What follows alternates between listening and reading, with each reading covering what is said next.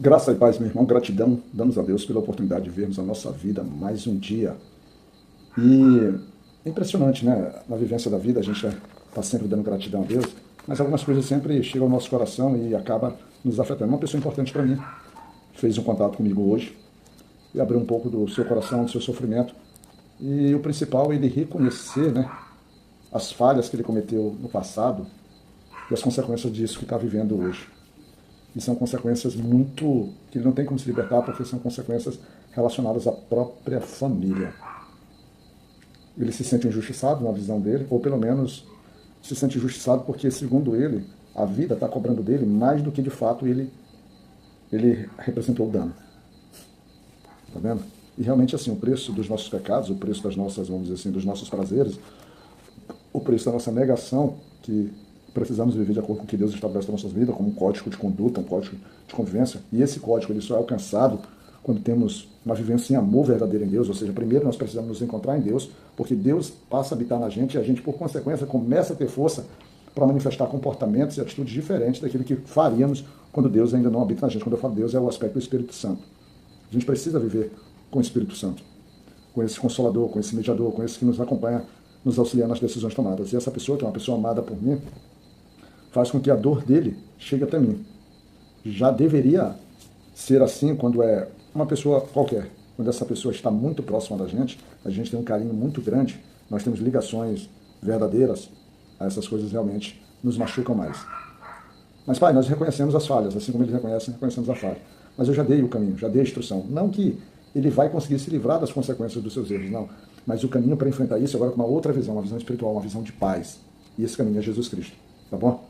Você que vai escutar, espero que você escute isso aqui, você vai lembrar, você vai saber com quem eu estou falando. Não é conveniente a gente falar o nome aqui nesse momento, mas Deus sabe de quem eu estou falando. E Ele saberá também. O caminho é Jesus Cristo. Não adianta continuar andando distante do Senhor, porque você vai continuar errando e vai continuar somando o teu débito. Vai crescer o teu débito. Quando a gente anda no Senhor, a gente passa a, vamos dizer assim, conter os nossos erros, pelo menos os nossos débitos não crescem mais diante dos homens, porque diante de Deus eles já serão, vamos dizer assim, justificados. Nós já não teremos mais débitos perante o Senhor, mas nós teremos débitos perante a vida. E a palavra dele é ser justa. Tem a questão da colheita. Semeou, tem que colher. Tanto ele, quanto eu, quanto todos nós. Por isso que às vezes a nossa vida se torna uma confusão. E aí a gente acredita que nesse momento é que Deus está tratando a gente, ou seja, está machucando a gente, porque seria impiedoso. Não, a própria palavra do Senhor diz que ele é bondoso. Ele é muito bondoso. Graça e paz então, meu irmão. Hoje, dia 29 de agosto de 2025. A nossa meditação estará em Salmos, aquele compêndio de Salmos, né, que a gente chama de livro de Salmos, e a gente vai olhar os Salmos 86. E olhando os Salmos 86, eu escolhi aqui o versículo 7. Quando eu falo eu escolhi, eu espero que o Espírito Santo tenha me auxiliado a escolher o versículo 7 para ser o fundamento do nosso trabalho. Ele diz assim: em tempos de angústia eu te chamo, pois tu me respondes. Na versão Almeida Revista atualizada, ele fala no dia, né? Em vez de ser em tempos, ele fala no dia. E aí eu preferi usar a versão em TLH nesse momento, eu não estou com a minha Bíblia tradicional, que é a Almeida Revista Corrigida, porque eu gostei mais em tempos de angústia, porque não tem apenas um dia, né? Esse no dia da angústia, né? Eu achei muito específico, então eu achei melhor, porque são vários os momentos que nós estamos angustiados e necessitados. E o Salmos ele é maravilhoso porque ele já sabe para quem ele deve clamar. Ele já sabe para quem ele deve chamar e clamar. E o interessante é porque ele sabe para quem e ele sabe que ele responde. Maravilhoso. Acho que só por aqui a gente já poderia parar a nossa meditação, já era o suficiente para as nossas vidas. Mas a gente é um pouquinho... a gente sempre acha que deve falar um pouquinho mais. Aí quando a gente vai no versículo 1, ele diz assim: ó Senhor Deus, escuta-me e responde, pois estou fraco e necessitado. Alguém está em angústia, está fraco e necessitado. O interessante de tudo isso é que o cenário... Mas por que ele está desse jeito? É porque é um cenário, mais uma vez, o salmista se encontra em inquietação. E quem traz essas inquietações? São os problemas da vida. Eu trouxe aqui, inicialmente, aqui na abertura do nosso devocional, uma situação de uma pessoa querida minha, em que ele está passando por grande dificuldade. E isso poderá trazer grande prejuízo para a vida dele. Grande prejuízo.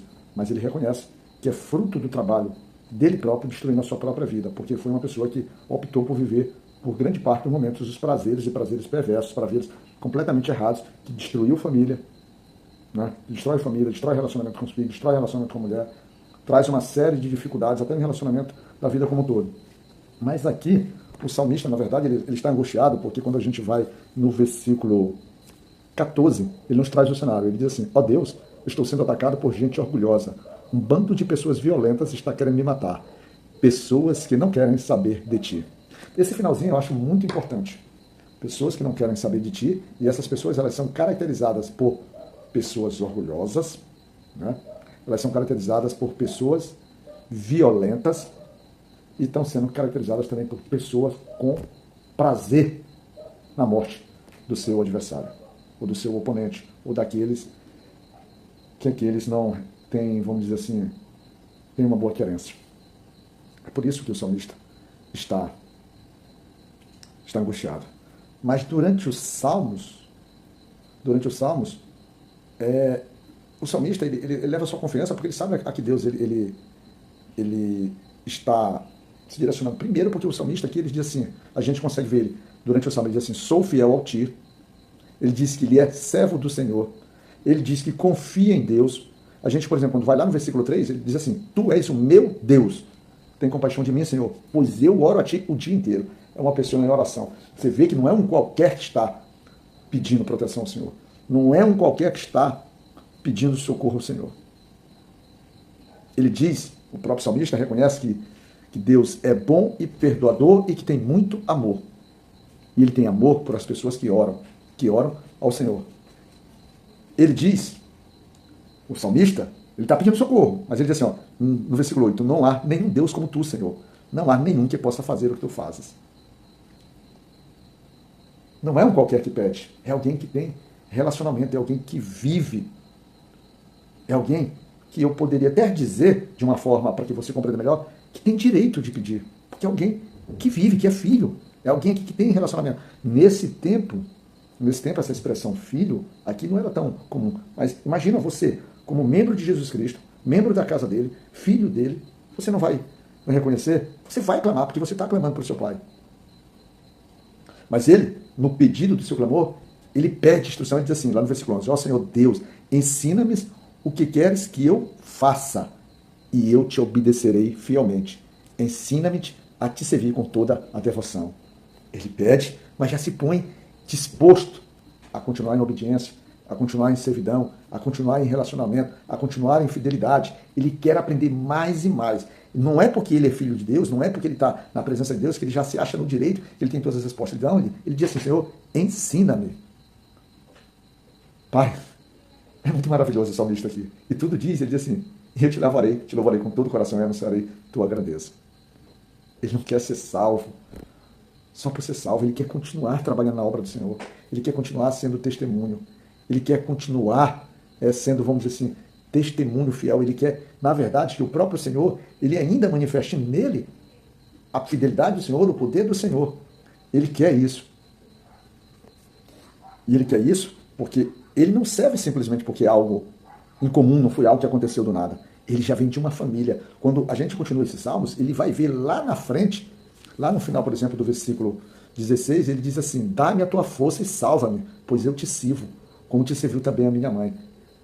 Você pai, você mãe, você tem ideia do benefício que é tu criar o teu filho na casa do Senhor, tu instruí-lo corretamente, tu aplicar nele os princípios que estão em Provérbios, o ensino, ou a exortação que está em Deuteronômio 6, por exemplo.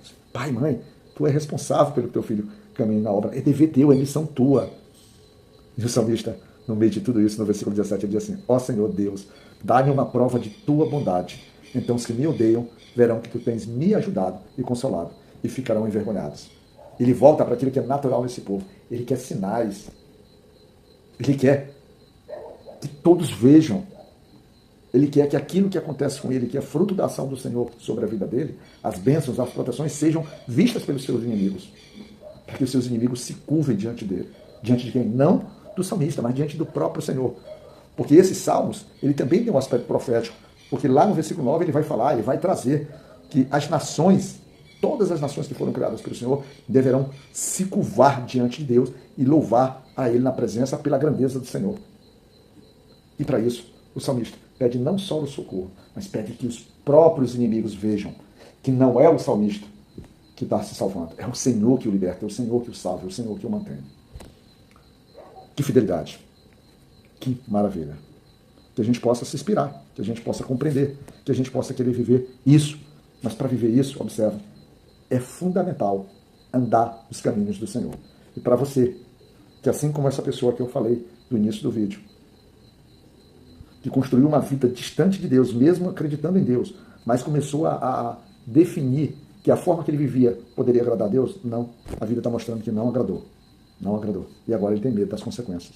E nós, o que nós podemos fazer, com uma pessoa que também amamos, é mostrar para ele o mesmo caminho que nós temos buscado, vamos dizer assim, buscado o equilíbrio, buscado a paz, para que a gente possa viver em paz, encontrar a paz que o Senhor nos dá, não a paz que o mundo nos dá. E essa paz se chama Jesus Cristo. Então, meu irmão, te encontra nele. Esse meu amigo, essa pessoa, se encontra nele. E você que ainda não entendeu o chamado, ainda não entendeu que a mensagem, que Cristo quer te libertar de coisas muito, mas muito ruins para a tua eternidade, você tem mais uma chance. Se ouviu esse devocional, você tem mais uma chance. Tá certo? Que a tua família, que a tua vida seja propriedade de Deus. E que Ele nos cuide, meu irmão.